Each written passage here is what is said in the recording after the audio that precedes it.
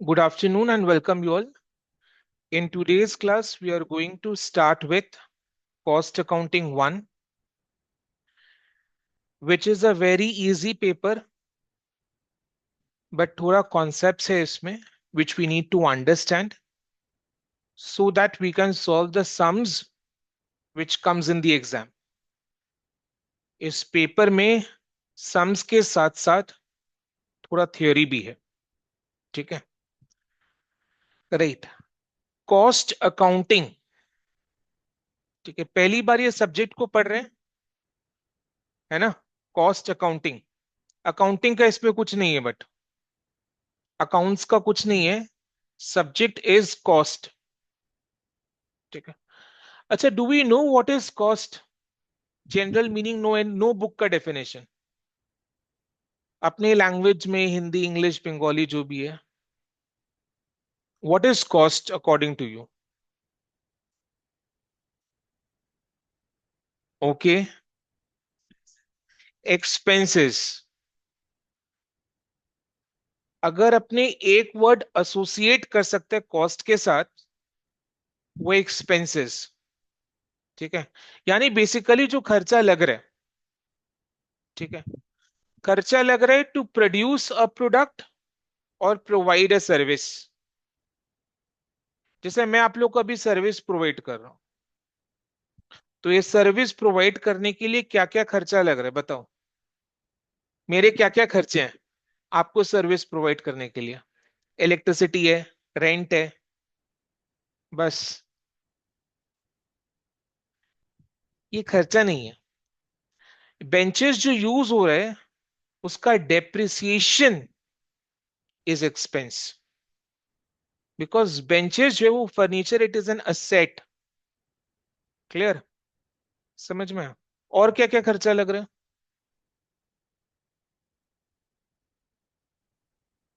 देखो इधर उधर कहीं पर. इलेक्ट्रिसिटी हो गया.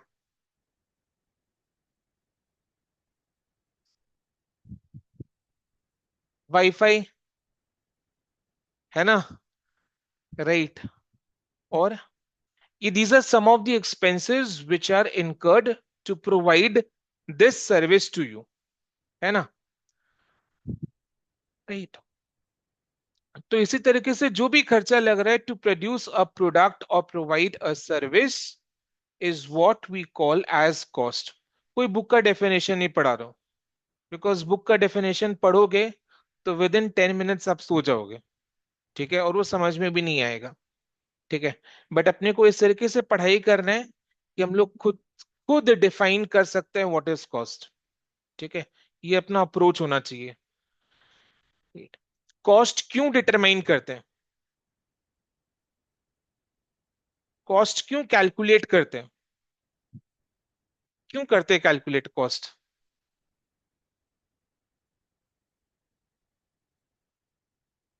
तो उसके लिए तो अपने प्रॉफिट एंड लॉस अकाउंट बना लेते हैं.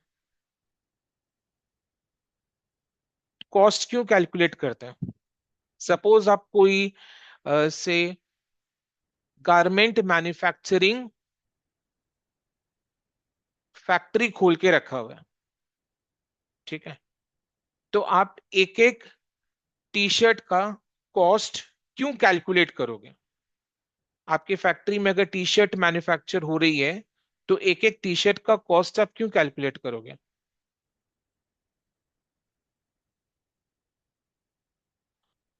कॉस्ट कैलकुलेट करके क्या करना है? एस्टिमेट क्या करना है? कॉस्ट ऑफ प्रोडक्शन क्यों एस्टिमेट करना है?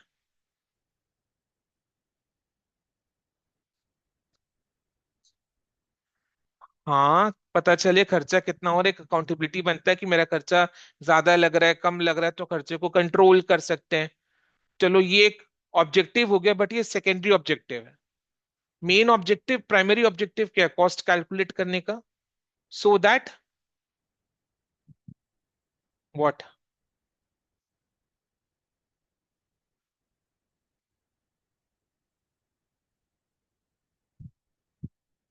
अच्छा, मेरे को बताओ, जो प्राइस जो सेलिंग प्राइस आप फिक्स करोगे, जो शर्ट बनाने, टी शर्ट बनाने का जो आपका काम है, हर एक टी शर्ट का जो आप सेलिंग प्राइस फिक्स करोगे वो कैसे फिक्स करोगे? हाँ, तो कॉस्ट कैलकुलेट किया। करेक्ट, वो कॉस्ट कैलकुलेट किया, सारा खर्चा को जोड़ा, कॉस्ट कैलकुलेट किया। तो सेलिंग प्राइस कैसे फिक्स करेंगे? सेलिंग प्राइस कैसे फिक्स करेंगे बताओ? कॉस्ट को कवर करके तो करेक्ट, कॉस्ट में अपने एक मार्जिन ऑफ प्रॉफिट ऐड करके सेलिंग प्राइस फिक्स करेंगे, है ना?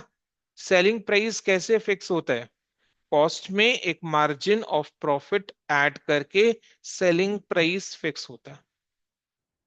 फिर जो प्राइस अपने फिक्स किया है, अपने ये चीज देखेंगे कि वो प्राइस में मेरा प्रोडक्ट मार्केट में बिकेगा या नहीं बिकेगा, because there are other factors also. Like मेरे जो कॉम्पिटिटर्स है, सेम प्रोडक्ट कितने प्राइस में बेच रहे हैं,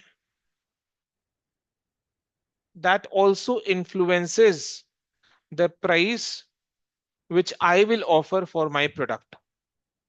बिकॉज मैं ज्यादा प्राइस चार्ज नहीं कर सकता। अगर कंपटीटर कम प्राइस में अपना प्रोडक्ट को बेच रहा है, तो मैं ज्यादा प्राइस चार्ज नहीं कर सकता, क्योंकि कंपटीटर जो है वो सारे कस्टमर्स को अपनी तरफ अट्रैक्ट कर लेगा, है ना? तो there are other factors also which influences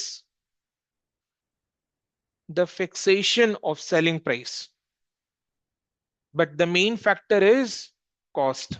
तो कॉस्ट में we add a certain margin of profit to fix the selling price, कि कम से कम मेरा जो खर्चा लग रहा है वो रिकवर हो जाए, है ना? समझ में आ रहा है ना? बिजनेस करता क्यों है? प्रॉफिट कमाने के लिए। प्रॉफिट कैसे कमाया जाता है? कि जो चीज हम बेच रहे हैं, उससे जो पैसा आ रहा है वो मेरा खर्चा को निकाल लेगा, है ना? खर्चा को निकाल लेगा, निकल जाएगा खर्चा मेरा, तो मेरा प्रॉफिट होगा, राइट? है ना? ठीक है, लिखो, थोड़ा सा लिखो।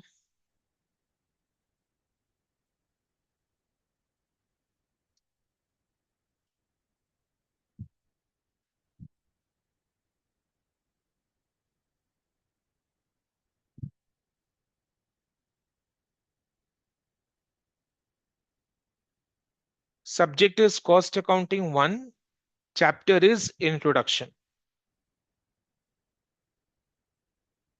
Introduction is a chapter, इससे क्वेश्चंस आते हैं, सम्स ऑल्सो थियोरी, ठीक है? Right.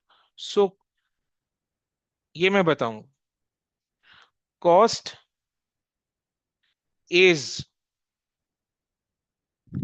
The amount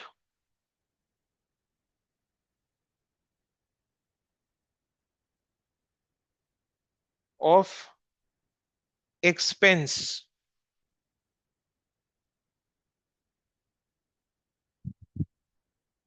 which is incurred. Book का डेफिनेशन नहीं लिख रहे अपने, क्यों? मेरे को नहीं आता बोलकर, ठीक है? चलो, which is incurred to produce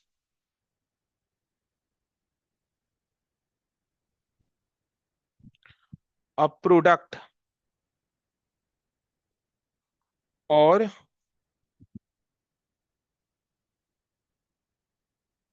provide a service, full stop.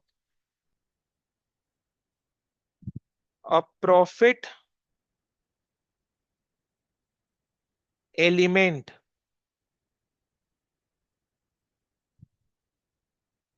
is added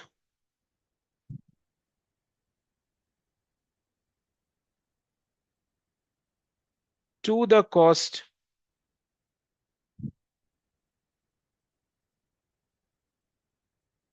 to fix up the selling price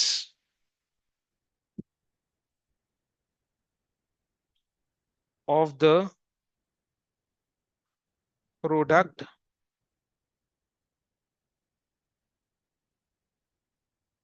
or service. Cost is the amount of expense which is incurred to produce a product or provide a service. A profit element is added to the cost to fix up the selling price of the product or service. ठीक है? अभी मैं एक product का diagram बना रहा हूं. ठीक है, डायग्राम से आपको समझना है कि वो कौन सा प्रोडक्ट है.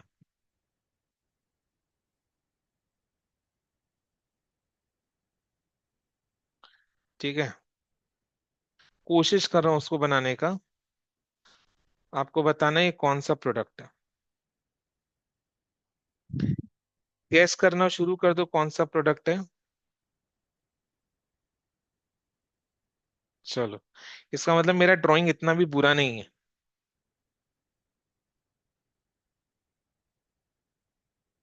ठीक है,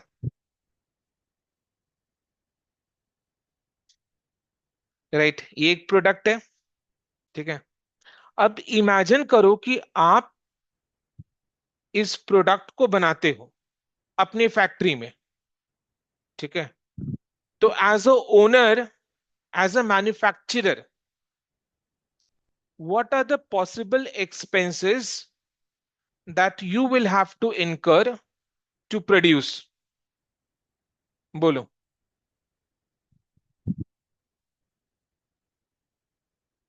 वो सब भाषा मेरे को समझ में नहीं आता, क्या चाहिए.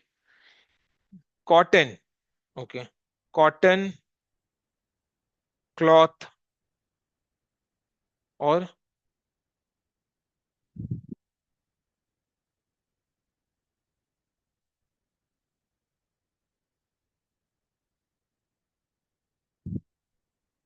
Okay, Taylor,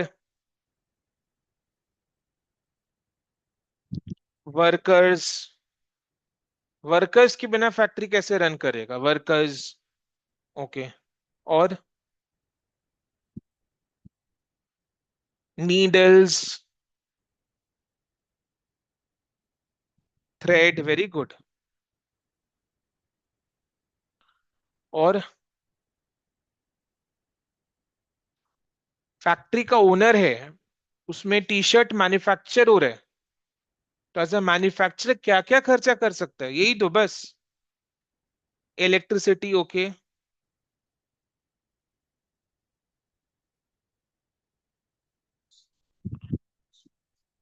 machine, okay, machine related expenses. Machine related expenses के एग्जांपल तो थोड़ा सा, जैसे मशीन का पावर हो गया, लूब्रिकेंट ऑयल हो गया.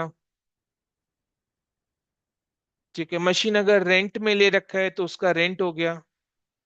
मशीन खरीद के रखा है तो उसका डेप्रिसिएशन हो गया. है ना, चीज समझ रहे चीज को. मशीन अगर, मशीन या तो खुद खरीद के रखा है या भाड़े पर ले रखा है. खरीद के रखा है तो उसका डेप्रिसिएशन का खर्चा, बिकॉज आए दिन मशीन यूज हो रहा है तो उसमें वेर एंड टेयर हो रहा है, मशीन खराब होते जा रहा है, तो वो एक खर्चे का फीलिंग देगा आपको. भाड़े पे ले रखा है तो रेंट का खर्चा. और फैक्ट्री का और क्या खर्चा हो सकता है. फैक्ट्री का रेंट मेन, हाँ, फैक्ट्री का रेंट. फैक्ट्री बिल्डिंग अगर खुद का है तो उसका डेप्रिसिएशन. फैक्ट्री बिल्डिंग खुद का नहीं है, भाड़े पे लग रखा है तो rent. Factory rent, factory depreciation. Depreciation भी खर्चा है ना, एक्सपेंस है ना. बोलो. और सिक्योरिटी, फैक्ट्री का गेट कीपर, सिक्योरिटी, वो तो अटमोस्ट इंपॉर्टेंट है. अच्छा, मार्केट पे लेके जाकर जो बेच रहा है, सेल्समैन हो गया. ट्रांसपोर्ट का खर्चा.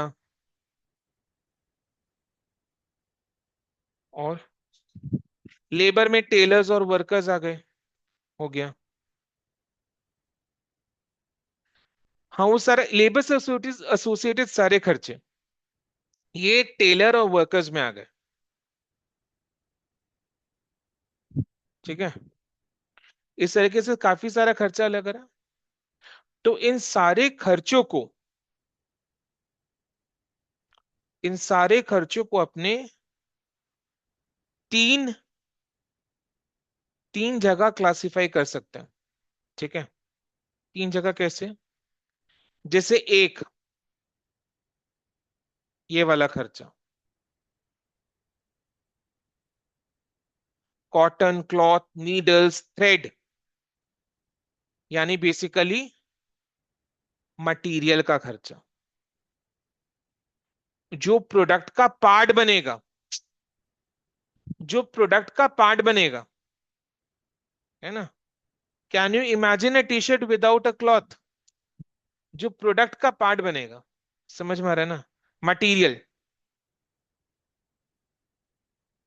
देन मटेरियल को फिनिश गुड्स में कन्वर्ट करने के लिए जो एफर्ट्स लगाते हैं, वो लेबर का खर्चा, है ना। जैसे आज अगर क्लॉथ लाकर फैक्ट्री में रख दिया, अपने आप के ये टी शर्ट बन जाएगा? नहीं ना। तो उसको टी शर्ट बनाने के लिए, फिनिश प्रोडक्ट बनाने के लिए एफर्ट्स लगता है, वर्कर्स का, टेलर्स का, तो उनका लेबर लगता है ना। तो लेबर,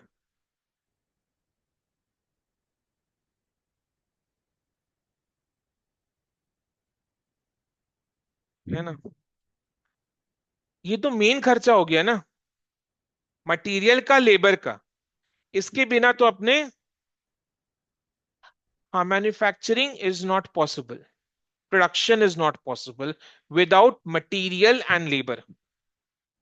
ठीक है, without material and labour. Clear?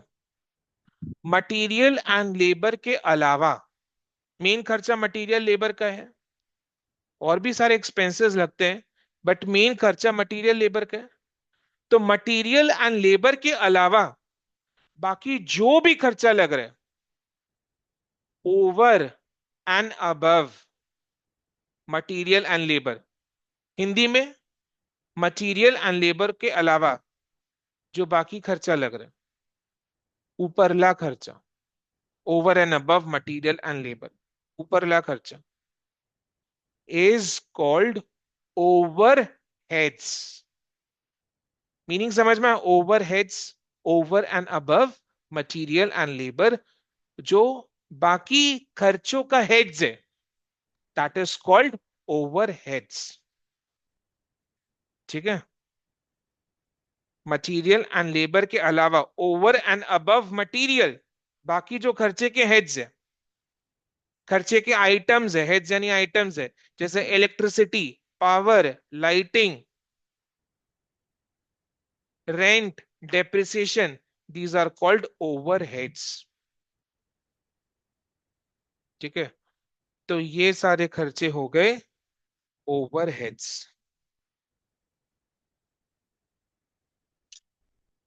तो समझ में है ना। तो कॉस्ट जो है, कॉस्ट ऑफ मैन्युफैक्चरिंग, कॉस्ट जो है, that is made up of material, made up of material, labour and overheads. Made up of means what? These three are parts of cost, elements of cost. The question is, what are the three elements of cost? मतलब cost किससे बना हुआ है, cost के parts क्या क्या है, cost में क्या क्या ऐड होता है। चीज समझ में आ रहा है?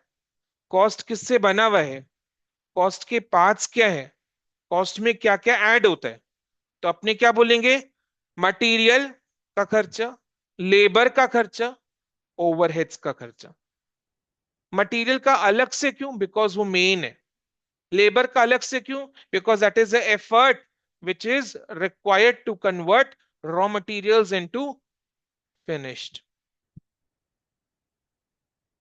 आज इधर में भी जो टीचर क्लास ले रहा है उसका भी एक अलग एक्सपेंस है, पर क्लास वो चार्ज करता है, समझ में आ रहा है ना? तो दैट इज लेबर, अलग से वो खर्चा काउंट होगा।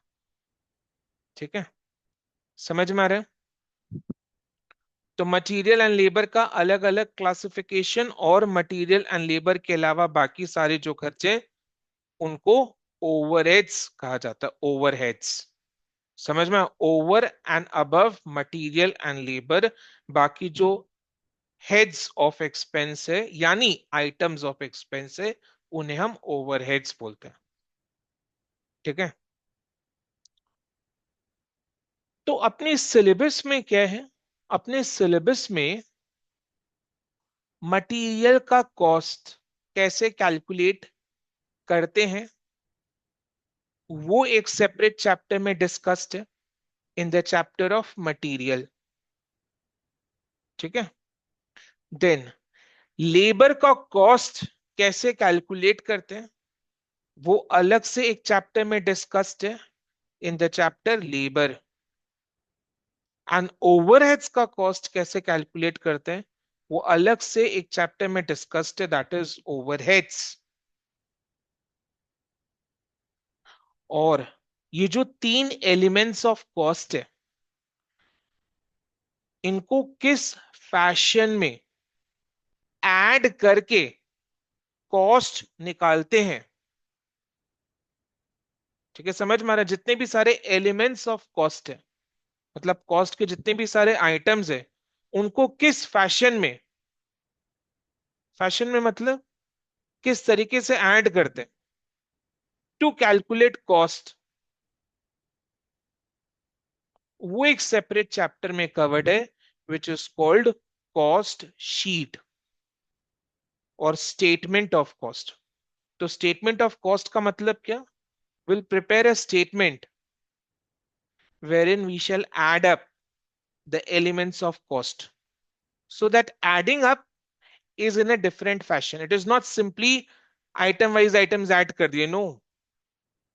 ठीक है, पहले ये खर्चा ऐड होगा, फिर ये खर्चा ऐड होगा, फिर वो खर्चा ऐड होगा, इसके बाद वो खर्चा ऐड होगा, एक पर्टिकुलर स्टाइल में ऐड करते हैं। समझ में आ रहा है ना? राइट, एक पर्टिकुलर वे में ऐड होता है। ठीक है, so that is presented in cost sheet.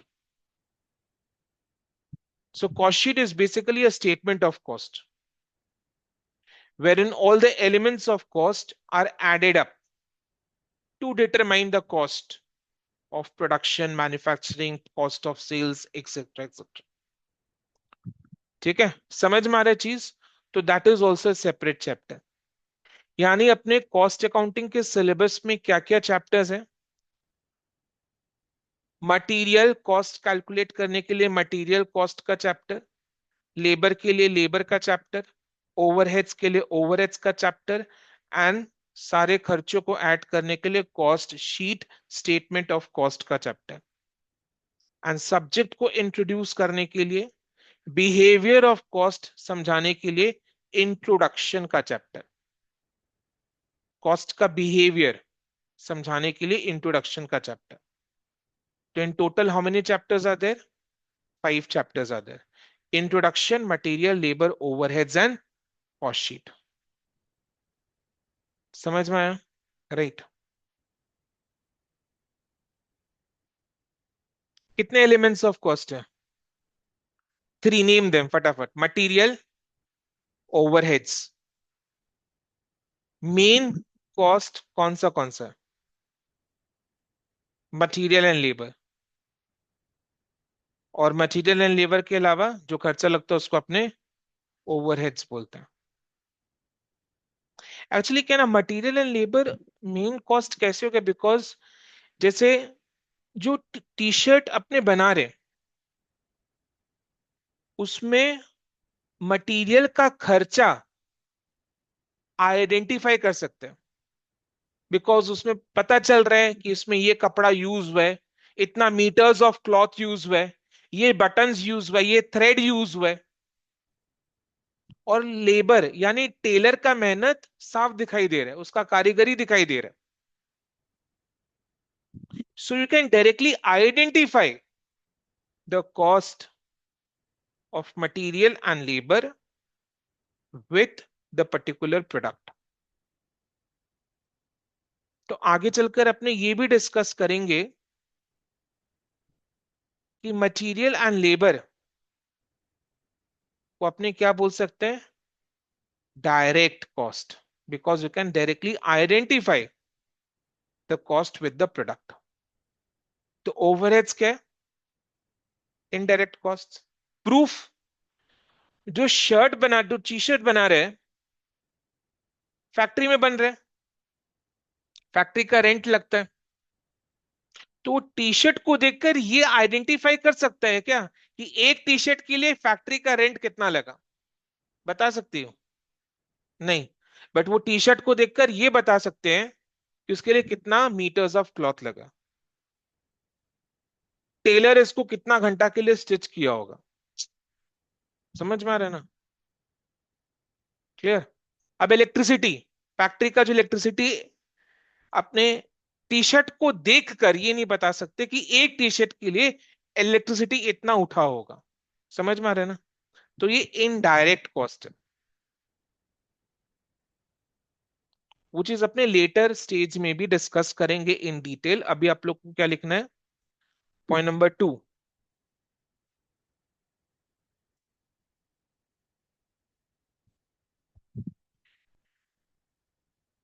The three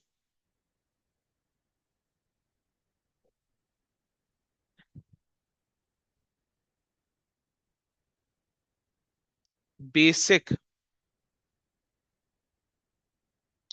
elements of cost are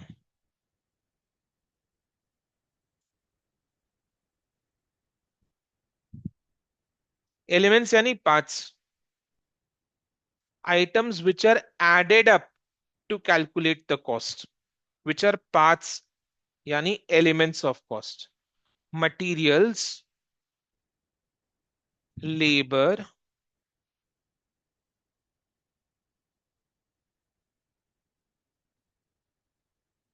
overheads.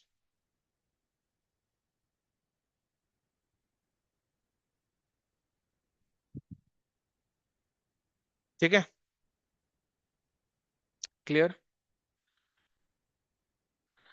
अभी अपने इंट्रोडक्शन के चैप्टर को शुरू करेंगे, उसका स्पेसिफिक डिस्कशन हो रहा है. समझ में आ रहा है ना? Introduction is also a chapter जिसमें we shall study the classification of cost, behaviour of cost, etcetera etcetera. So we are discussing that. ठीक है. देखो, बिहेवियर वाइज अगर मैं बात करूं तो कॉस्ट का बिहेवियर क्या हो सकता है.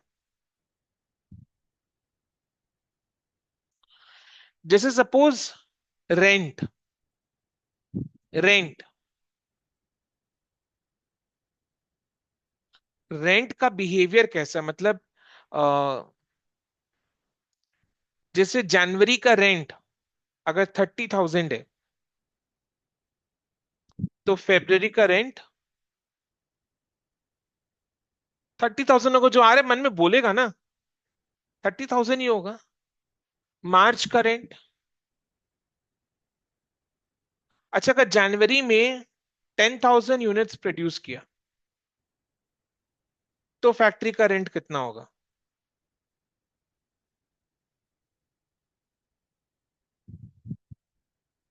मैं क्वेश्चन को रिफ्रेम कर रहा हूं. ये जो प्रेमाइसेस है इसका भी एक रेंट है. ठीक है. सपोज आज 3 स्टूडेंट आए, एक बैच में सपोज 3 स्टूडेंट है, अप्रैल में 3 स्टूडेंट आए, मई में अगर 5 स्टूडेंट्स और आ जाते हैं तो क्या ये प्रेमाइसेस का रेंट सेम रहेगा या चेंज होगा? जो मन में आ रहा है बोल दो. सेम रहेगा ना? सेम रहेगा ना? सेम रहेगा ना, तो जो आ रहा है मन में बोलेगा ना। ठीक है ना, मैं इजी क्वेश्चंस पूछता, कोई भी टेक्निकल या माथा लगाने वाला क्वेश्चंस नहीं पूछता, है ना। Easy questions. तो जनवरी में रेंट 30,000 है, फेब्रवरी में भी रेंट 30,000 है, मार्च में भी रेंट 30,000 रहेगा।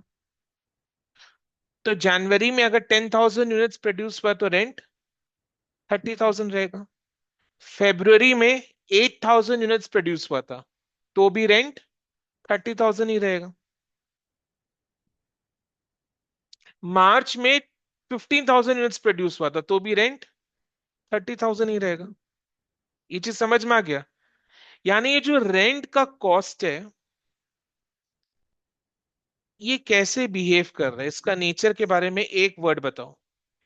फिक्स्ड है वो। समझ में आ रहा है ना। मैंने नहीं बोला कि बिहेवियर वाइज कॉस्ट का क्लासिफिकेशन ये है वो है।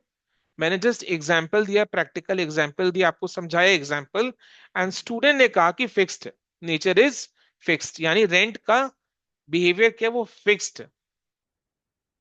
यानी रेंट का cost does not depend upon the number of units produced and sold. It does not vary or changes according to the number of units produced and sold. तो cost का एक तरीके का बिहेवियर क्या हो गया, फिक्स्ड, फिक्स कॉस्ट। समझ में आ रहा है ना। फिक्स कॉस्ट का और एग्जांपल्स दे सकते हो रेंट के अलावा।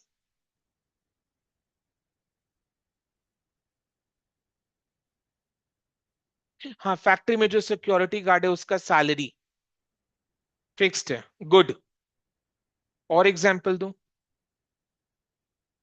इंश्योरेंस प्रीमियम फिक्स्ड है। समझ में आ रहा है ना। तो कॉस्ट का बिहेवियर का एक टाइप क्या है, फिक्स्ड। एक टाइप अगर फिक्स्ड है तो दूसरा टाइप क्या होगा, वेरिएबल।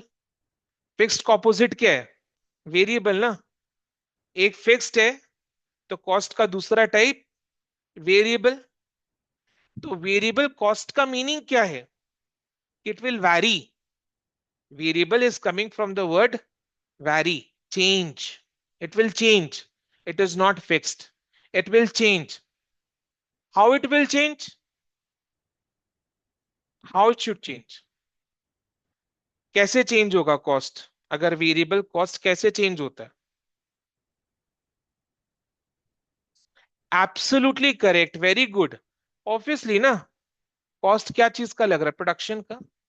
तो जो चीज अपने प्रोड्यूस कर रहे हैं उसका यूनिट्स अगर बढ़ रहा है तो वेरिएबल कॉस्ट भी बढ़ेगा। और अगर वो घट रहा है, नंबर ऑफ यूनिट्स अगर घट रहा है, तो वेरिएबल कॉस्ट भी घटेगा। तो वेरिएबल कॉस्ट वैरी करता है, चेंज करता है according to the number of units produced and sold.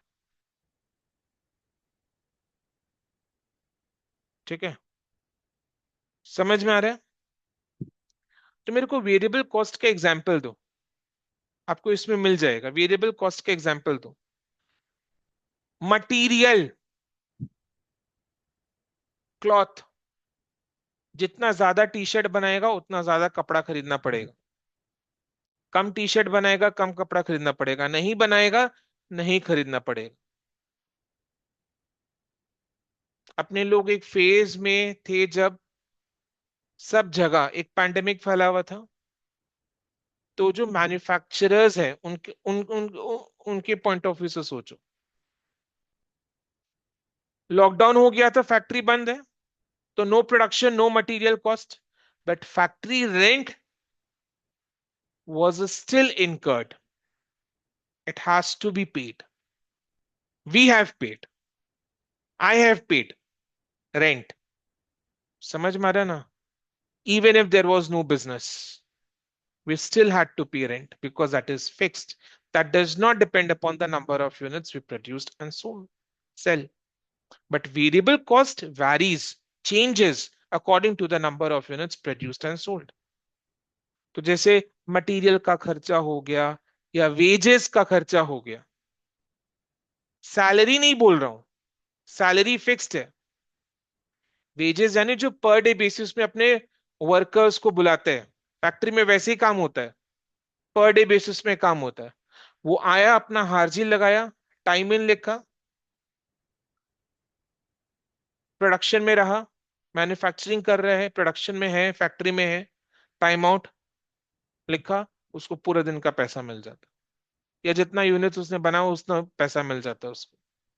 तो दैट लेबर का cost, wages is variable, salary is fixed.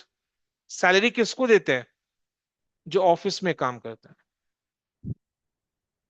Wages workers का जो है वो वेरिएबल नेचर का है। समझ में? क्लियर? तो बिहेवियर वाइज दो क्लासिफिकेशन है, एक है फिक्स्ड और एक है वेरिएबल। ठीक है? राइट, इसी को डिस्कस करेंगे, मजा आ जाएगा बट। ठीक है, चलो लिखते हैं, थोड़ा लिखते हैं फिर थोड़ा डिस्कस करते हैं।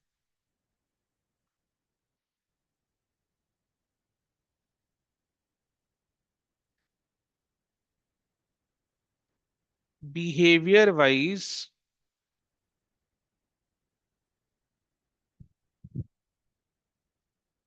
क्लासिफिकेशन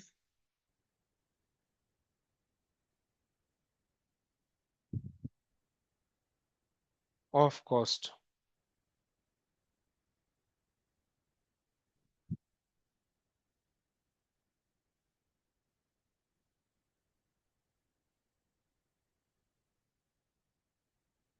देयर आर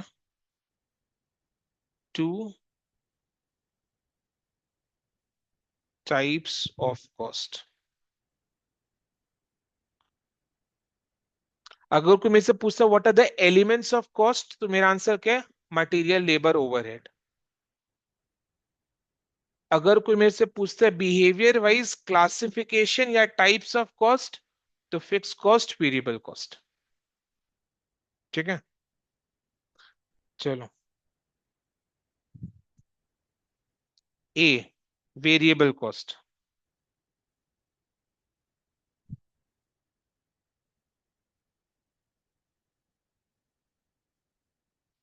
देखो, this cost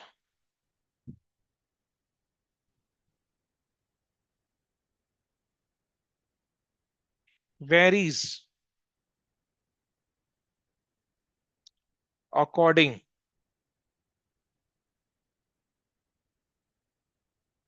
to the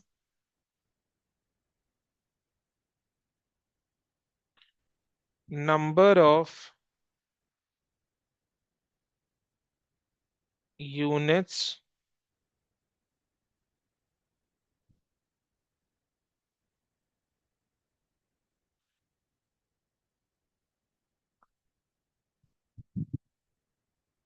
produced and sold.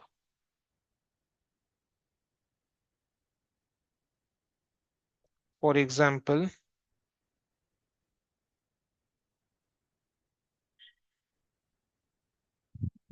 raw materials,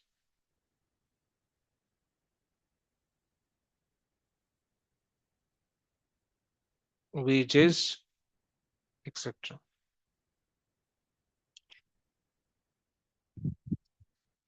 अब मेरे को थोड़ा सा एक अलग हट के डिस्कशन करना है। ठीक है? अच्छा, जो भी चीज पढ़ा रहा हूँ एकदम एग्जाम ओरिएंटेड है। ठीक है? ऐसा नहीं कि कोई भी चीज एक्स्ट्रा में है। राइट, सब एग्जाम ओरिएंटेड है, तो अपने को वो सीरियसनेस के साथ पढ़ना है। राइट, अब ये जो वेरिएबल कॉस्ट को हमने समझा है एग्जाम्पल्स के साथ, अब इसको एक ग्राफ में प्लॉट करेंगे। ठीक है? ग्राफ में प्लॉट करेंगे। ग्राफ के कितने एक्सेस होते हैं? हाँ, दो एक्सेस का नाम बताओ। एक्स एक्सेस और वाई एक्सेस, वेरी गुड।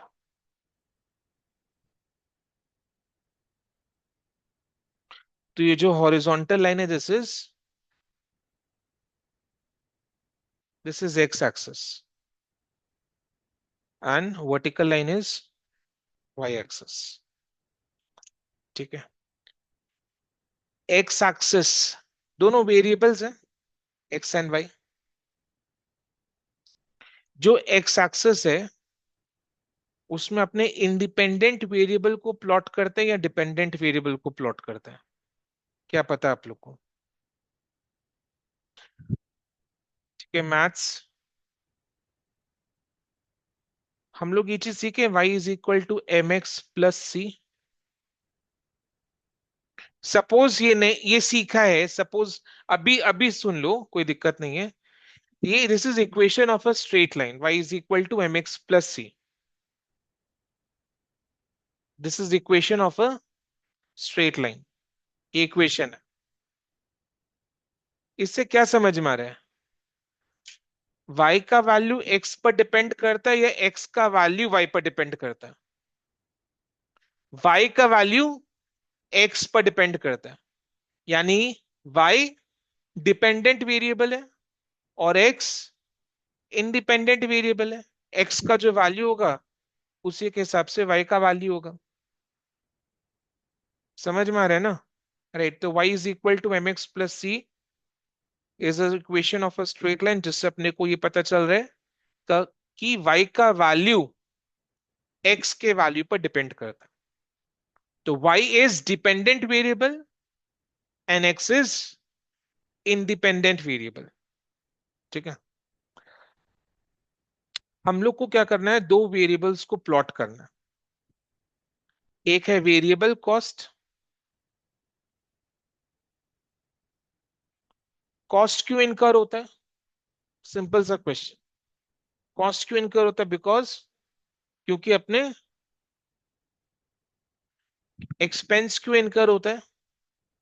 ये रूम का खर्चा क्यों लग रहा है? क्योंकि मैं सर्विस दे रहा हूं। तो कॉस्ट क्यों इनकर हो रहा है? क्योंकि प्रोडक्शन हो रहा है ना? सिंपल सा क्वेश्चन। तो कॉस्ट क्यों इनकर हो रहा है? बिकॉज प्रोडक्शन हो रहा है। Production is noted by the number of units. तो मेरा एक सिंपल सा क्वेश्चन है कि हम लोग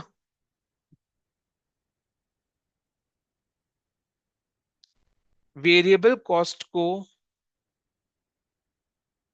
वाई एक्सिस में या एक्स एक्सिस में ले, एंड यूनिट्स को वाई एक्सिस या एक्स एक्सिस में ले। मतलब किसको एक्स एक्सिस में लेना है, किसको वाई एक्सिस में लेना है? वेरिएबल कॉस्ट और यूनिट्स के बीच में किसको वाई एक्सिस में लेना है, किसको एक्स एक्सिस में लेना है? क्या लगता है कौन है इंडिपेंडेंट, कौन है dependent variable? Units independent variable है।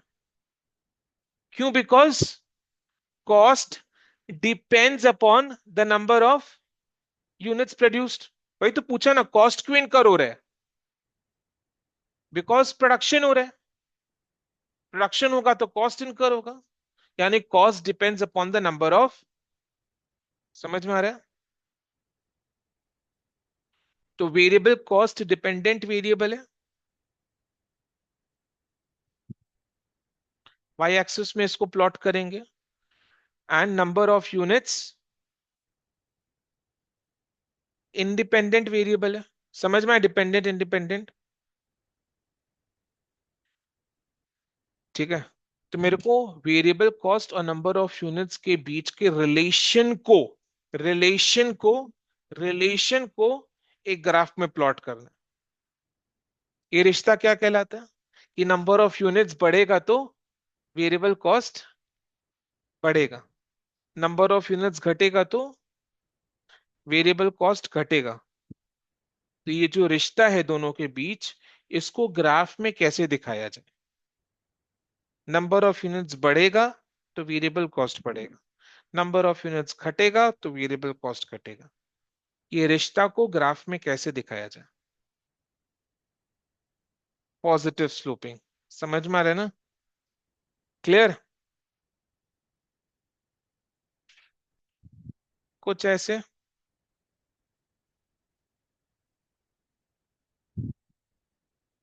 समझ में आया ना? राइट। और मैंने जीरो से क्यों स्टार्ट किया?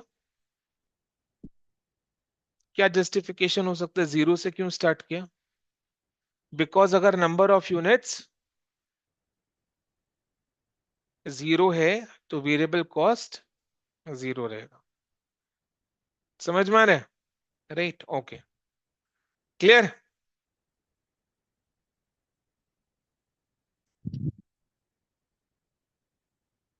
नेक्स्ट बी, लिखो, ये ग्राफ को प्लॉट करना आप लोग, कॉपी में इसको बनाना है, then B लिखाऊंगा।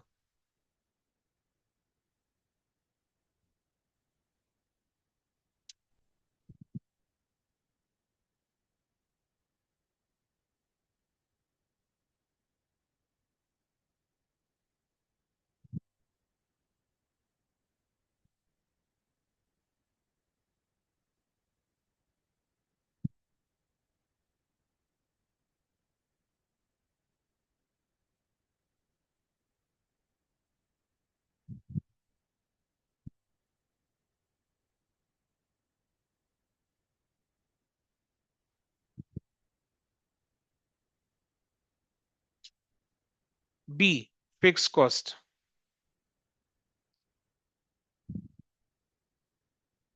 This cost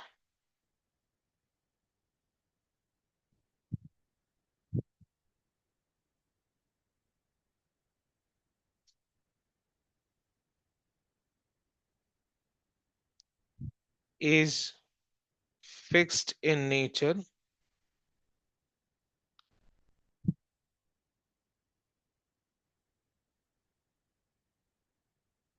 and does not vary according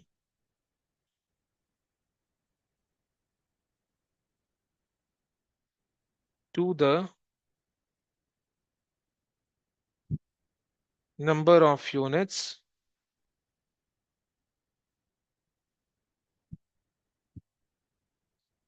produced and sold.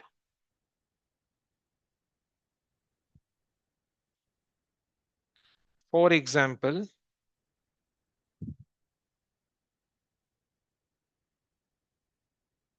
factory rent,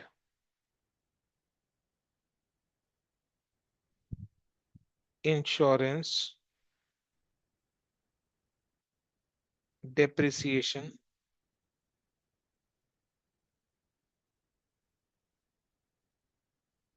etc.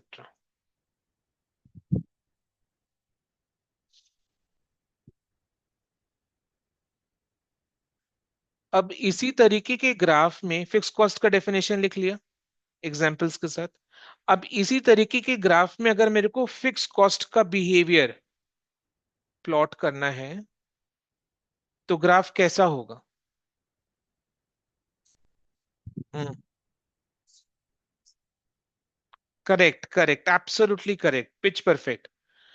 तो ये है, पहले मेरे को समझाने देना। वाई एक्सिस में कॉस्ट, एक्स एक्सिस में number of units. Suppose rent है 30,000 का, ठीक है? तो पैंडेमिक के टाइम में नंबर ऑफ यूनिट्स प्रोड्यूस नहीं हो रहे थे, फैक्ट्री बंद पड़ा था, लॉकडाउन, कंप्लीट लॉकडाउन, प्रोडक्शन नहीं हो रहा था, तो यूनिट्स प्रोड्यूस नहीं हो रहे थे, तो भी रेंट लग रहा था से 30,000 का। तो मैं नंबर ऑफ यूनिट जीरो है, नंबर ऑफ यूनिट जीरो है, तो इसका मतलब मेरा खर्चा जीरो नहीं हो गया। मैं लैंडलॉर्ड को ये नहीं बोल सकता कि प्रोडक्शन एकदम बंद पड़ा हुआ है तो रेंट कम लो, रेंट उतना ही लेगा वो। तो जब नंबर ऑफ यूनिट्स जीरो है तो भी रेंट 30,000 है, जब नंबर ऑफ यूनिट्स बढ़ा तो भी रेंट 30,000 है, नंबर ऑफ यूनिट्स को और बढ़ाए तो भी रेंट 30,000 है, नंबर ऑफ यूनिट्स को घटाए पीछे आ गए तो भी रेंट 30,000 है, नंबर ऑफ यूनिट जीरो हो गया तो भी रेंट 30,000 है।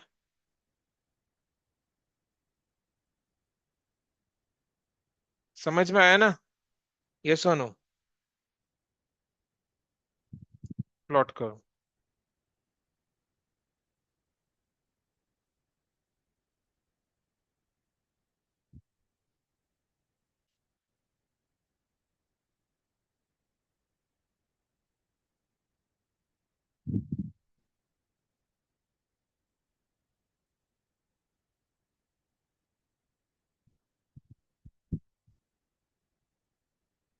ठीक है, आप एक एग्जाम्पल के हेल्प से, जैसे ग्राफ के हेल्प से, एग्जाम्पल के हेल्प से हमने वेरिएबल कॉस्ट फिक्स कॉस्ट को समझा है। अब एक नंबर्स के साथ, यानी अमाउंट्स के साथ वेरिएबल कॉस्ट फिक्स कॉस्ट को और अच्छे से समझेंगे। ठीक है, तो अपने को एक छोटा सा क्वेश्चन एग्जाम्पल ही समझो, उसको लिखना है। अब फैक्ट्री नंबर्स के साथ अब अपने variable cost and fix cost को समझेंगे। A factory produces toys.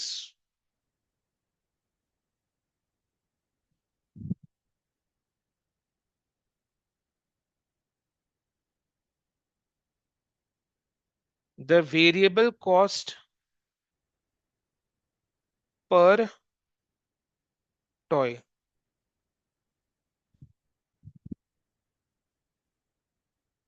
Is ₹10।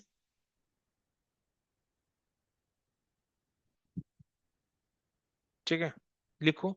And the fix cost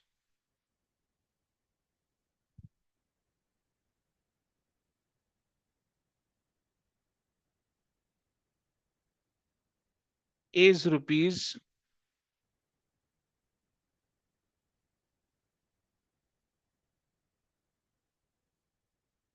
₹50,000।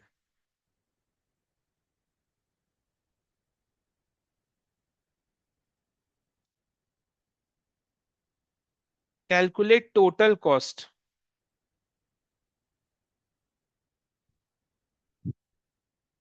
and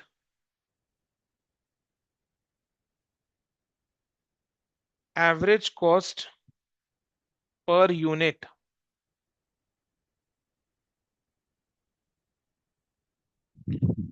when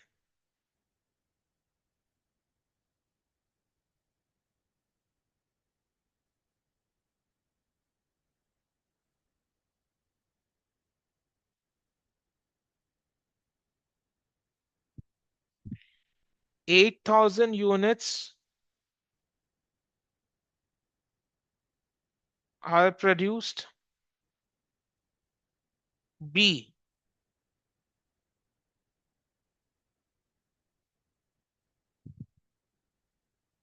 10,000 units are produced। खुद से नहीं करना है कुछ भी, हाँ। एक चीज आपने देखा, क्वेश्चन में जो वेरिएबल कॉस्ट है वो पर यूनिट बेसिस में दिया हुआ है, और ऐसा ही होना चाहिए। क्यों? Because variable cost her unit के पीछे इनकर होता है। चीज को समझो, वेरिएबल कॉस्ट हर यूनिट के पीछे इनकर होता है। तभी तो अपने बोलते हैं ना, it varies according to the number of units produced and sold. Number of units बढ़ेगा तो वेरिएबल कॉस्ट भी प्रपोर्शनेटली बढ़ेगा। नंबर ऑफ यूनिट्स घटेगा तो वेरिएबल कॉस्ट भी प्रोपोर्शनेटली घटेगा। तो वेरिएबल कॉस्ट हर यूनिट के पीछे इनकर होता है। तो वेरिएबल कॉस्ट हमेशा पर यूनिट बेसिस में दिया हुआ रहता है, होना भी ऐसा ही चाहिए। बट जो फिक्स कॉस्ट है वो हमेशा टोटल बेसिस में दिया हुआ रहेगा। बिकॉज आज मेरे से लैंडलॉर्ड पर स्टूडेंट बेसिस में रेंट चार्ज नहीं करता। आज फैक्ट्री का रेंट पर यूनिट बेसिस पे इनकर नहीं होता। फैक्ट्री का रेंट मंथ का 30,000 लगता है, irrespective of the number of units produced and sold.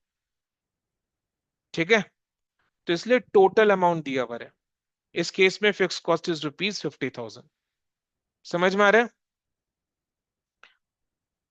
The factory produces toys, the variable cost per toy is ₹10 and the fix cost is ₹50,000। Total basis में दिया हुआ है। कैलकुलेट टोटल कॉस्ट, यानी variable cost and fix cost को add करके total cost निकालेंगे।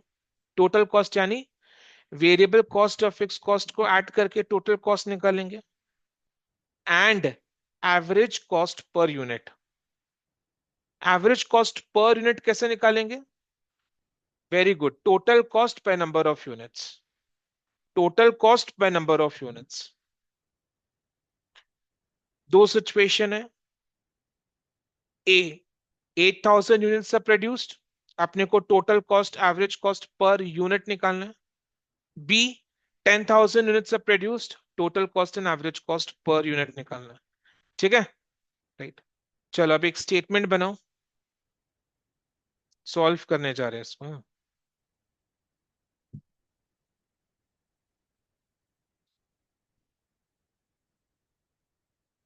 Statement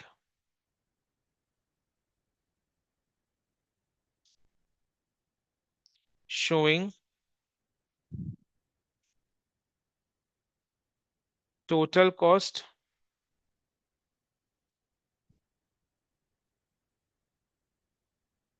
and average cost per unit.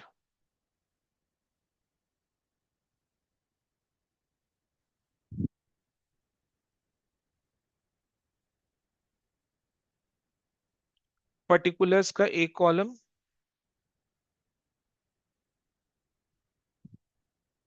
दो situation है।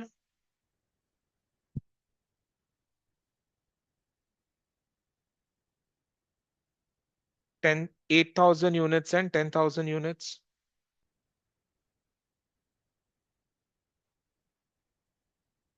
यूनिट्स यानी इधर में टॉयज हो गया। मेरे को बताओ, variable cost per toy is 10 rupees, 10 per toy. So when 8,000 units are produced, then variable cost is 80,000। समझ में आया ना? कैसा है 80,000? 8,000 into 10। When 10,000 units are produced, variable cost is 10,000 into 10, 1 lakh। Fixed cost, बताओ fixed cost। When 8,000 units are produced, fixed cost is 50,000। And when 10,000 units are produced, fixed cost is 50,000।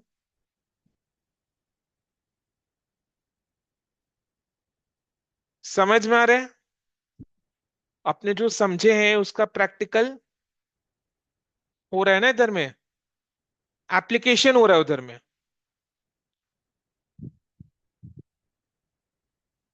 Total cost निकालो।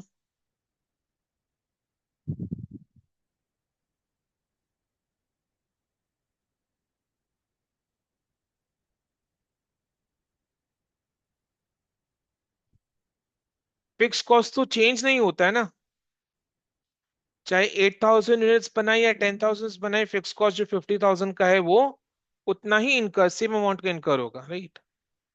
ये total cost निकाला। और क्या पूछा है? Average cost per unit. अब average cost per unit निकालो। एवरेज कॉस्ट पर यूनिट कैसे निकालेंगे? Total cost by number of units. First case में 1,30,000 टोटल कॉस्ट है, divided by number of units 8,000। कितना आ रहा है? Rupees 16.25 per unit.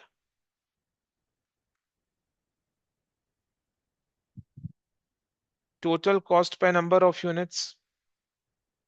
Second case में टोटल कॉस्ट 1,50,000 है, नंबर ऑफ यूनिट्स 10,000 है, तो average cost per unit is 15 per unit.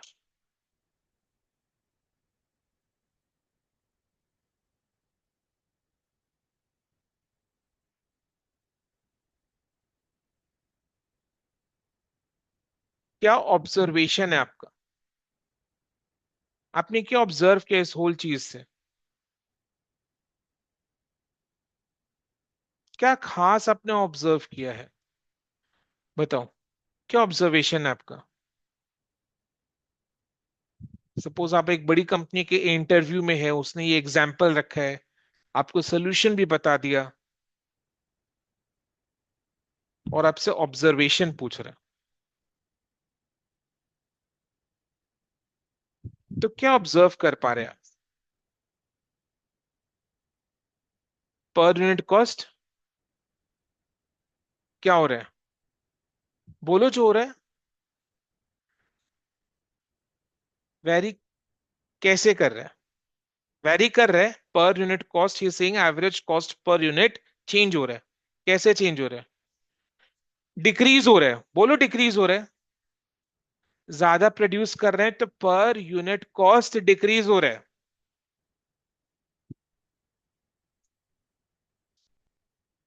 चीज समझ रहे हैं? क्या समझ रहे हैं? ज्यादा यूनिट्स प्रोड्यूस कर रहे हैं। ध्यान से सुनना, हाँ। जो भी पढ़ा रहे हो एकदम सिलेबस ओरिएंटेड है, राइट? वो बाकी सारे चैप्टर्स में उसका नॉलेज काफी काम आएगा। ठीक है, तो एकदम सीरियसनेस के साथ पढ़ना है। क्या ऑब्जर्व कर रहे हैं? कि जब नंबर ऑफ यूनिट्स इंक्रीज हो रहे हैं तो टोटल कॉस्ट भी इंक्रीज हो रहा है।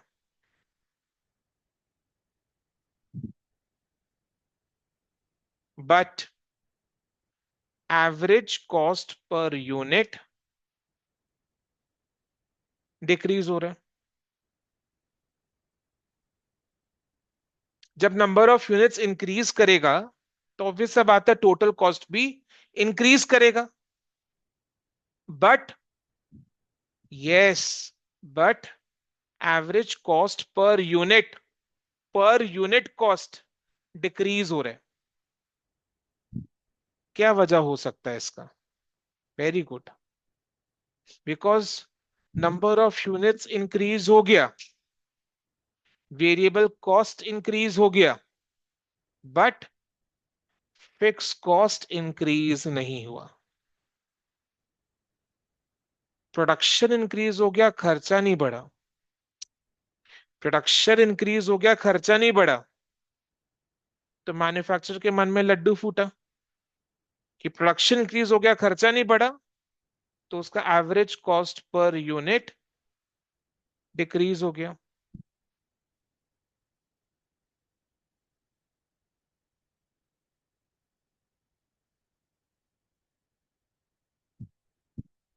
बचत हो रहा है, बचत हो रहा है ना। तो इकोनॉमीज हो रहा है। जैसे आपने जब फ्लाइट में बुक करते हैं टिकट, तो बिजनेस क्लास इकोनॉमी क्लास होता है। कौन सा सस्ता वाला होता है? किसमें बचत होता है? इकोनॉमीज। इकोनॉमी क्लास में बचत होता है। तो इसमें बचत किसमें हो रहा है? जब 10,000 यूनिट बना रहे तब। यानी कि आप ध्यान से सुना, वेन योर स्केल यानी साइज यानी quantum of production, scale, size, quantum of production increases from 8,000 to 10,000, your cost per unit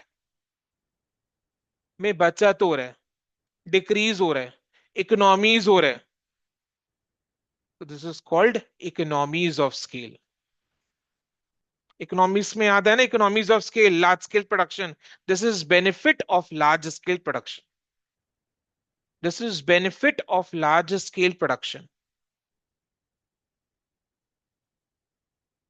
तो जब अपने ज्यादा यूनिट्स प्रोड्यूस करते हैं, हमारा कॉस्ट पर यूनिट कम हो जाता है। कॉस्ट पर यूनिट कम हो जाता है। क्यों कम हो रहा है? बिकॉज फिक्स कॉस्ट में कोई चेंज नहीं है। नंबर ऑफ यूनिट्स बढ़ा दिया, खर्चा नहीं बढ़ा। कौन सा वाला? फिक्स कॉस्ट नहीं बढ़ा। तो कॉस्ट पर यूनिट कम हो रहा है। कॉस्ट पर यूनिट कम हो रहा है, तो सेलिंग प्राइस पर यूनिट भी कम होगा।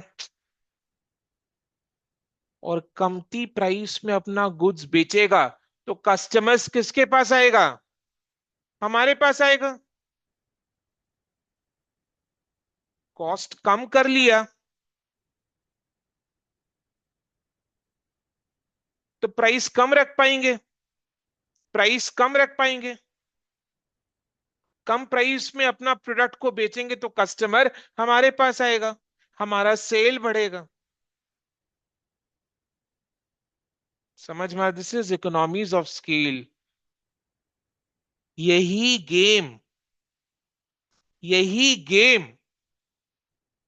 एयरटेल एंड वोडाफोन को खेलना पड़ा when Jio entered the telecom industry. How? When Jio entered the telecom industry, जिस प्राइस में Jio अपना सर्विसेज ऑफर कर रहा था, that was highly competitive as compared to what Airtel and Vodafone was offering.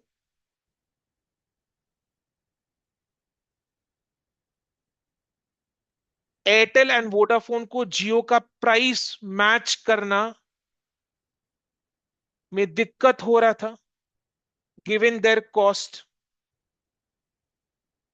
तो जियो का प्राइस को match करने के लिए वोडाफोन एयरटेल को अपना कॉस्ट कम करना पड़ेगा, तो जाकर वो जियो का प्राइस को मैच कर पाएगा। बिकॉज प्रॉफिट तो कमाना है। ऐसा नहीं कि जियो प्राइस कम कर दिया तो एयरटेल वोडाफोन भी प्राइस कम कर देगा जबकि उनका कॉस्ट हाई है, तब तो वो नुकसान में हो रहा है।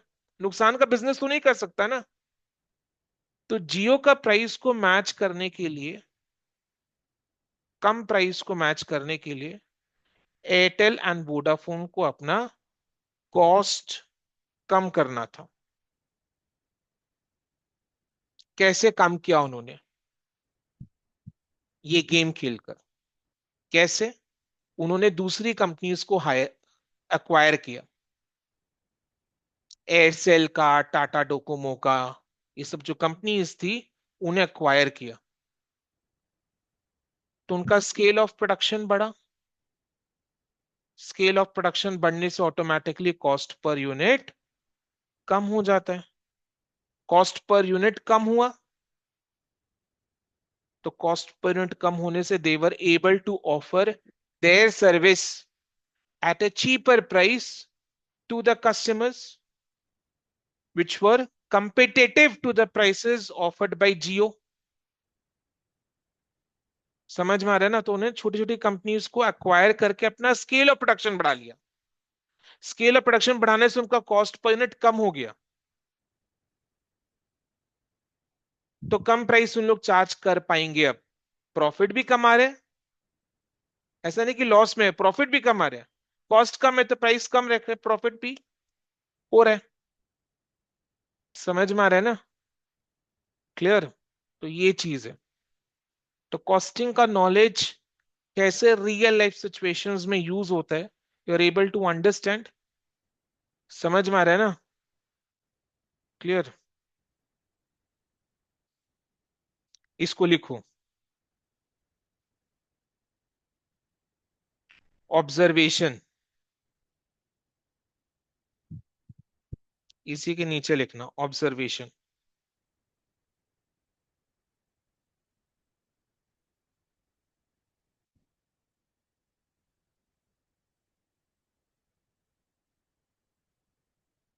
The average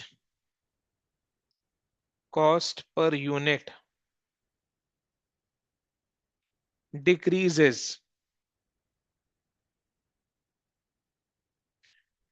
when the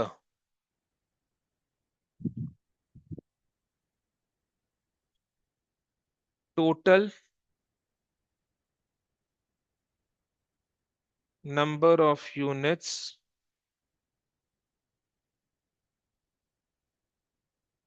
produced। क्या लिखूं मैं, बोलो? हाँ, increases। The average cost per unit decreases when the total number of units increases. This is called, inverted commas में, economies of scale.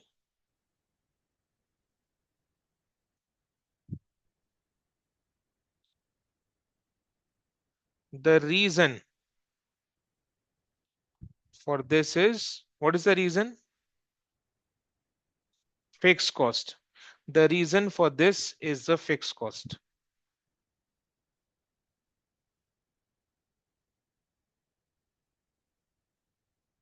Which is not changing. Which is not changing when the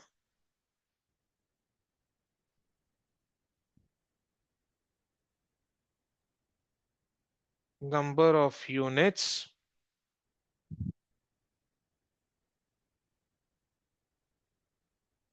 increases. समझ में आ रहा है ना? Clear?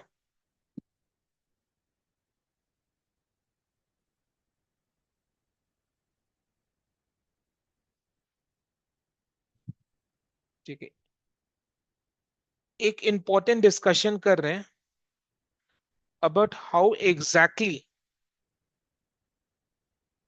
Fix cost and variable cost are behaving. Very important. लिखो, behaviour of cost.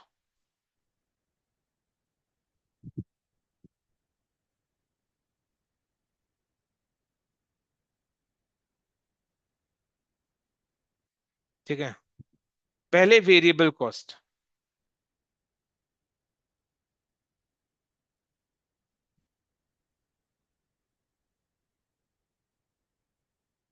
अभी जो एग्जाम्पल हमने सॉल्व किया है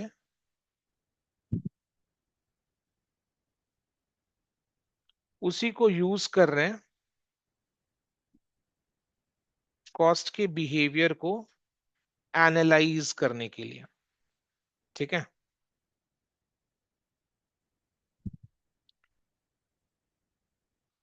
ठीक है.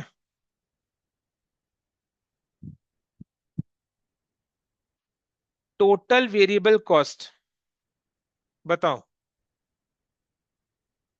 When 8,000 units were produced, total variable cost is 80,000.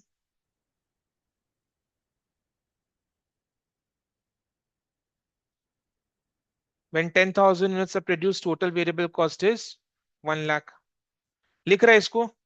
लिखना है साथ में. अब next, variable cost per unit.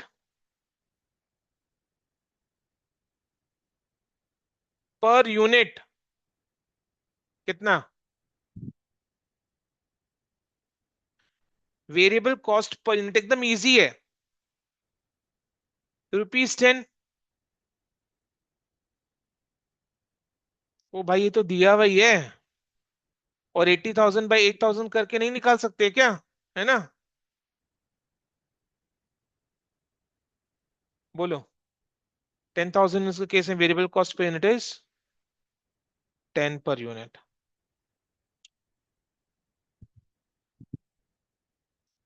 ठीक है, वेरिएबल कॉस्ट पर यूनिट पहला बात तो दिया हुआ है 10 पर यूनिट, यानी एक टॉय के पीछे 10 रुपए का वेरिएबल कॉस्ट हर केस में लगता है. दूसरा बात, हम लोग वेरिएबल कॉस्ट पर यूनिट ऐसे भी निकाल सकते हैं 80,000 बाई 8,000, 1 लाख बाई 10,000, तो ₹10 ही आएगा दोनों केस. ऑब्जर्वेशन क्या है? ऑब्जर्वेशन देखो, total variable cost is increasing from 80,000 to 1 lakh when number of units increases from 8,000 units to 10,000 units. But the variable cost per unit is same for each unit. ये observation, variable cost per unit is same, total variable cost increases or decreases when the number of units increases or decreases. But the variable cost per unit is same for each unit. समझ में, ये आगे चल के बहुत काम आने वाला है। क्लियर हो रहा है ना? मैथमेटिकली बता रहा हूं सारा चीज, सम फिगर्स यूज करके। ठीक है, लिखो।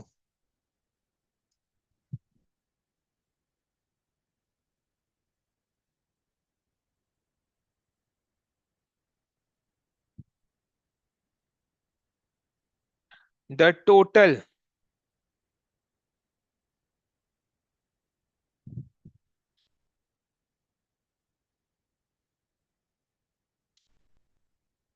Variable cost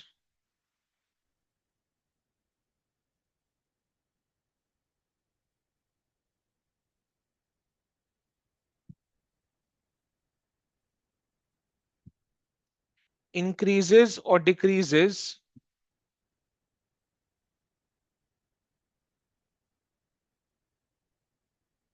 when the number of units when the number of units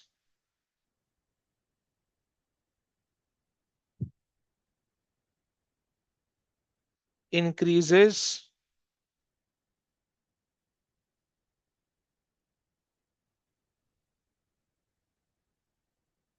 or decreases.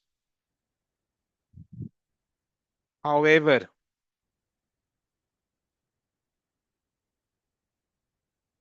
the variable cost per unit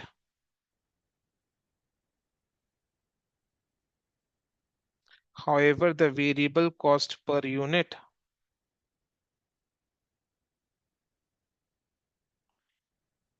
is the same, brackets में, that is fixed for each unit of for each unit, बस।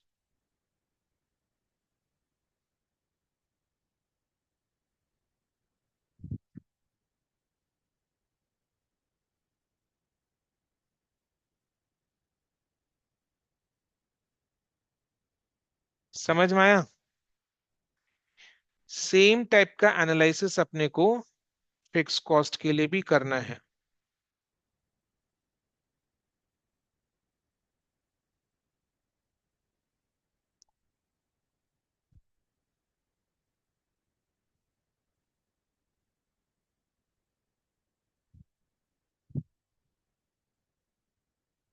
बताओ, when 8,000 units are produced, fixed cost, total fixed cost लिखो please, right, total.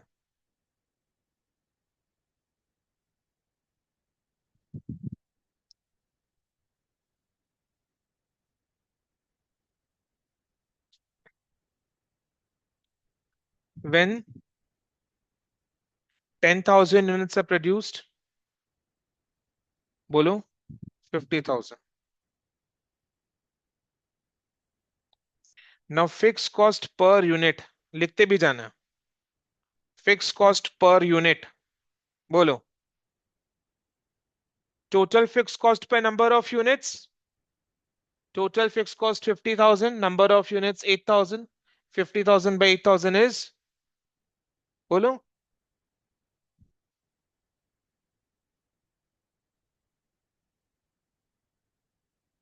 6.25।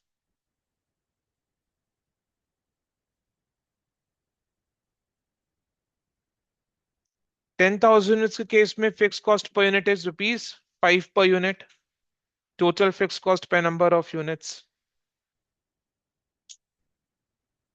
है ना? अब देखो ना, when 8,000 units are produced, variable cost per unit 10 per unit, fixed cost per unit 6.25, तो per unit total cost is 16.25, है ना? Cross verify करवा रहा हूं। है ना। 10,000 के केस में 10 + 5 = 15। ठीक है, ये क्रॉस वेरीफाई करवा रहा हूं बीच में।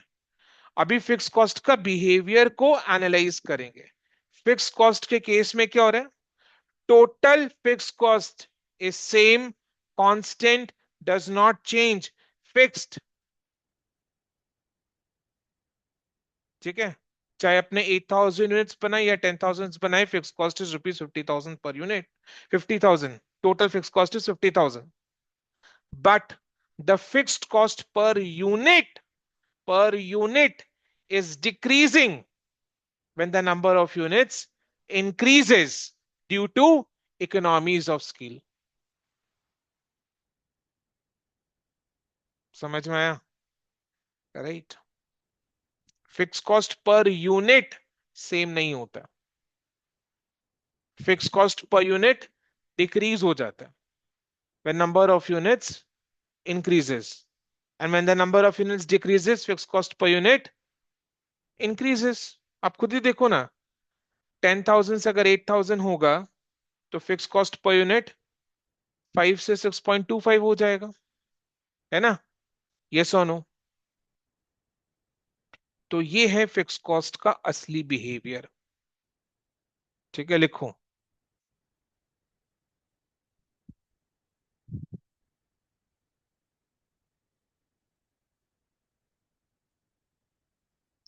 The total fix cost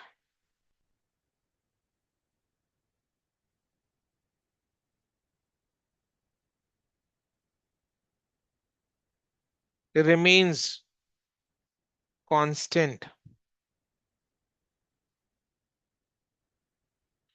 when the number of units increases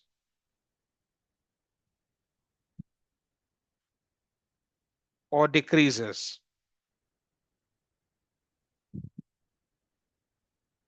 However, the fixed cost per unit decreases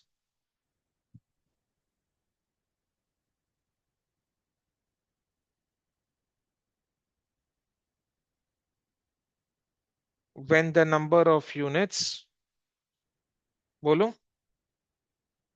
increases, and vice versa।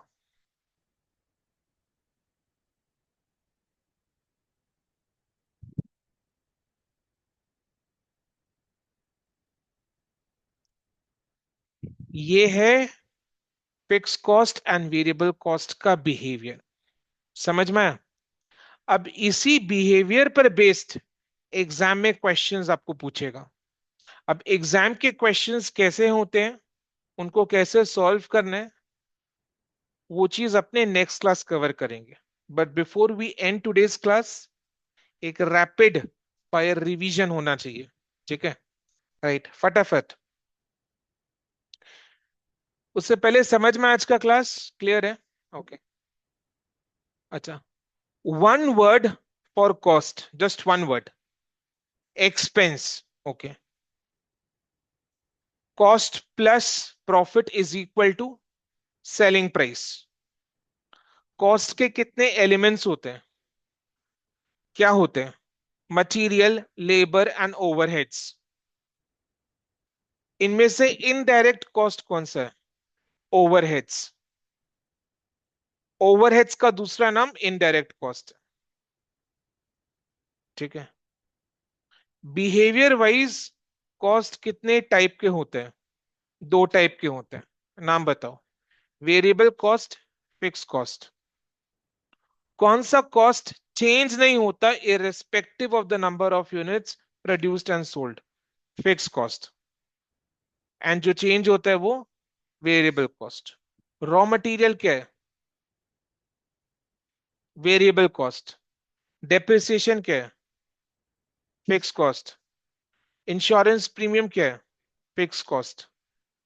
Wages क्या है? Variable cost. समझ में आ रहा है? कौन से कॉस्ट का curve is horizontal to the x axis? Fix cost. कौन से कॉस्ट का curve is upward sloping? Variable cost. ठीक है। देन कौन सा cost results in economies of scale? Economies of scale कौन से कॉस्ट की वजह से होता है? फिक्स कॉस्ट की वजह से होता है।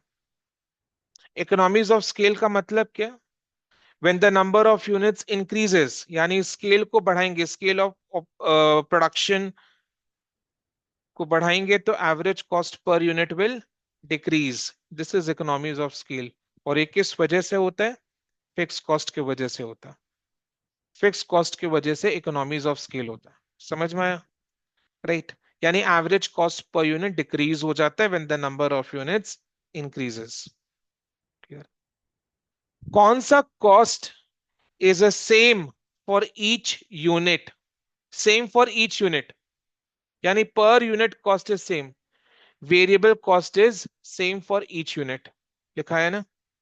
ये देखो, variable cost is ₹10 per unit when 8,000 units are produced, or when 10,000 units are produced, the variable cost is same per unit. Variable cost increases when the number of units decreases when the number of units decreases, but the variable cost is same for each unit. Fixed cost के case में fixed cost is, fixed cost का total amount is fixed, does not depend upon the number of units. Fix cost का total amount is fix, चाहे 8,000 बने या 10,000 बने, but fix cost per unit का क्या बिहेवियर है? Decreases when the number of units increases, and fix cost per unit increases when the number of units decreases. Last question. Fixed और variable में से कौन सा कॉस्ट का total amount will change? Variable का total amount will change. Then next question, fixed और variable में से कौन से कॉस्ट का per unit is a same? Variable. कौन से कॉस्ट का पर यूनिट चेंजेस? फिक्स्ड। समझ में आ रहा है? माइंड पूरा ओपन हो गया? फिक्स्ड वेरिएबल क्या है? ठीक है। इन्हीं के बीच का, जिसमें फिक्स्ड वेरिएबल दोनों का नेचर है, इज कॉल्ड सेमी वेरिएबल या सेमी फिक्स्ड। सेमी वेरिएबल या सेमी फिक्स्ड, यानी सेमी वेरिएबल कॉस्ट में थोड़ा सा एलिमेंट फिक्स्ड का है, थोड़ा सा एलिमेंट वेरिएबल का है। Example, electricity.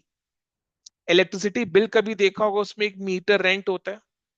मीटर रेंट हर महीना वही अमाउंट का होता है, बट इलेक्ट्रिसिटी का जो चार्जेस है वो वैरी करता है depending upon the number of units we consume. तो electricity is a semi variable cost, जिसमें थोड़ा अमाउंट फिक्स्ड है, थोड़ा अमाउंट वेरिएबल है। तो बेसिकली तीन टाइप का क्लासिफिकेशन हो गया, फिक्स्ड, वेरिएबल, एंड दोनों का मिक्स सेमी वेरिएबल, या उसको सेमी फिक्स्ड भी बोल सकते हैं। ठीक है। तो इन्हीं चीजों पर हम लोग एग्जाम के क्वेश्चंस को सॉल्व करेंगे। Will understand the application. Questions को सॉल्व करेंगे, उससे बेटर अंडरस्टैंडिंग होगा। तो वो चीज अपने नेक्स्ट क्लास कवर करेंगे। ठीक है, राइट। एक क्लास और लगेगा आपको समझने के लिए, application of fixed variable and semi variable semi fix cost. उसके बाद फिर आपको ऑटोमेटिकली आप सम्स खुद से भी सॉल्व करना शुरू कर सकते हैं। ठीक है, बट अपने क्लास में सारे क्वेश्चंस को सॉल्व करेंगे। समझ में आज का डिस्कशन क्लियर है? No doubts? राइट। अच्छा, जस्ट वन मोर मिनट। जैसे अपना क्लासेस, जैसे अपने को पता है, तीनों मोड्स में चलते हैं, लाइव ऑनलाइन के साथ ऑफलाइन एंड उसके साथ रिकॉर्डिंग। ये वाले क्लासेस में आपको तीनों ऑप्शंस साथ में मिलते हैं। यानी एक ही टाइम पर आप ऑफलाइन या फिर लाइव ऑनलाइन का ऑप्शन अवेल कर सकते हैं एज पर योर कन्वीनियंस। आज क्लास है, ऑफलाइन कर पाओ तो बहुत बढ़िया, ऑफलाइन नहीं कर पाओ तो लाइव ऑनलाइन सेम टाइम में कर सकते हैं, साथ में क्लास चलता है हाइब्रिड मोड में। हर क्लास अपना रिकॉर्ड होता है एंड हर क्लास का रिकॉर्डिंग सारे रजिस्टर्ड स्टूडेंट्स के साथ वाया ऐप, अपना अनूप क्लासेस का ऐप है, उसमें शेयर हो जाता है with in 24 hours of the class.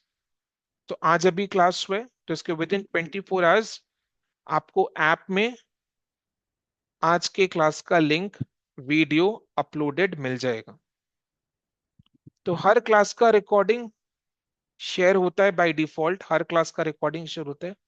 There is no view limits, ठीक है, एंड इसका लाइफ टाइम एक्सेस होता है। बट अपने इसको लाइफ टाइम यूज नहीं करेंगे डेफिनेटली, है ना, वन टाइम यूज करेंगे, बट इसका लाइफ टाइम एक्सेस होता है। एक एग्जांपल लेता हूँ, जैसे अपने एमबीए जब करेंगे तो कुछ बेसिक टॉपिक्स भी होता है जो कि अपने को रिवाइज करना होता है। तो ऐप का एक्सेस तो आपके साथ है ही। तो जब आप एमबीए एमकॉम कर रहे हैं, आपको हो सकता है कुछ बेसिक्स आपको रिवाइज करना हो, तो ऐप में तो आपके पास वो रिकॉर्डिंग है ही, तो आप उससे वहां से रिवाइज कर सकते हैं। समझ में आ रहा है ना, ये जस्ट एग्जांपल मैं दे रहा हूँ। ठीक है, कोर्स फीस अपने को पता है, one time payment, not monthly basis. One time payment of ₹2000 register कर सकते हैं इस फोन में, मेरे फोन नंबर पर, जीपे, फोन पे, पेटीएम करके बहुत जने रजिस्टर भी कर लिए। ठीक है, you can note my number and send me high, I will share you the link of semester 2 का कम्युनिटी, जिसमें आपको क्लास के सारे अपडेट्स, स्टडी मटेरियल, वीडियोस वगैरह सब मिलेंगे। 9836698270। ठीक है, मेरा नंबर सबके पास हुए, राइट। कम्युनिटी में ऐड करने का लिंक मैं आपको शेयर कर दूंगा, उसमें ऐड हो जाना, तो उसमें आपको क्लास के सारे अपडेट्स मिल जाएंगे। ठीक है, हफ्ते में 2 दिन करके क्लास होगा। Duration will be 1.5 hours to 2 hours। Okay, चलो। हाँ, और किसी को कुछ पूछना है,